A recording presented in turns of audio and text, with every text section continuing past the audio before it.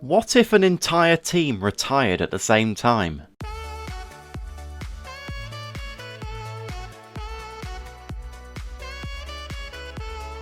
So for today's experiment, what we're going to be doing is finding out what would happen if every single player on a team retired at the end of the same season. To do that, I've created a team made out of some of the oldest players in the game, and I'm going to be simming forward to see what happens at the end of the season when all of the players retire. If we are forced to sign a load of free agents, if we just get all of their regens, or maybe the game just has a meltdown and explodes. But as you can see here, we have a load of old players. Gianluigi Buffon obviously stands out, head and shoulders above the rest, as he's generally been able to maintain his overall rating despite being over 40 years of age now. Our third choice goalkeeper, Simon Royce, who actually plays for Gillingham in real life, is 47 years old in this game, so his age is nearly the same as his overall rating. And again, lots more players in the late 30s, early 40s. Hilton, another big name there, who plays for Montpellier.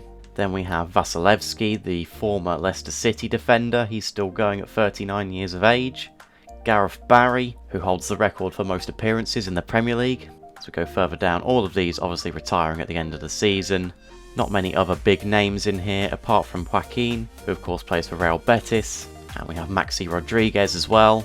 And completing the squad, we have Aaron Wilbraham. So all the players are retiring at the end of the season. So I've placed this team on Newell's Old Boys, rather fittingly. And I've placed them into League One, because I don't want to get sacked as a manager, and I shouldn't do with a team of this quality in this division. But I'm going to sim forward to the end of the season, and we're going to see what happens. Okay, so we're at the end of the season now, and looking at the stats, it looks like we've dominated League One. Nakamura finishing as top scorer with 25 goals, Endo in third, Joaquin and Rodriguez down in 8th and 9th respectively. Endo also got top assists, and Gianluigi Buffon, unsurprisingly, got the most clean sheets in the league by quite a way. And it was a very comfortable victory in League One, winning 44 out of the 46 games, drawing one and losing one as well, scoring 130 goals, conceding 15, and accumulating 133 points. So a very good performance from the old boys there. We won the Leasing.com trophy, winning 3-0 over Portsmouth in the final. In the Carabao Cup, we did go out in round 2 though, but we did have a tough game against Southampton. And in the FA Cup, we had a respectable 4th round exit, 2-1 against Man City. Rather surprisingly, despite EA adding dynamic potential to FIFA 20, not many players have dropped too much in their overall statistics. Perez the biggest loser with only a 2-point drop, and various other players with -1. But unsurprisingly, no players gained any points. So although we have now been promoted to the Championship, it's time to see what happens when we end the season and all of our squad retires.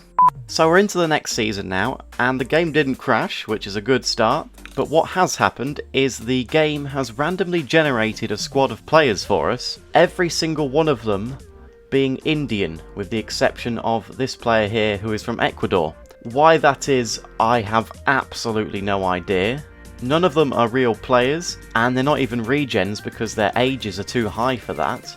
So I really have no idea who these people are or why they're here. But just for the hell of it, what I'm going to do now is try and sim through this season and see how far I get before inevitably getting fired for finishing last in the league. And we lasted just 8 games. Our team of random Indian players wasn't good enough to compete in the Championship, and we have been fired. And that will conclude today's episode, a bit of a short one. There isn't going to be a live match in today's episode, as I couldn't think of one that would be relevant to the experiment. This episode was merely to quench my curiosity as to what would happen, and FIFA didn't disappoint because I would not have predicted the outcome that it gave me. If anybody knows why I got a randomly generated group of Indian players, please let me know down in the comments below. If there's any other breaking FIFA related experiments you want me to do, let me know in the comments as well. Hit the like button, hit subscribe, and I will see you next time.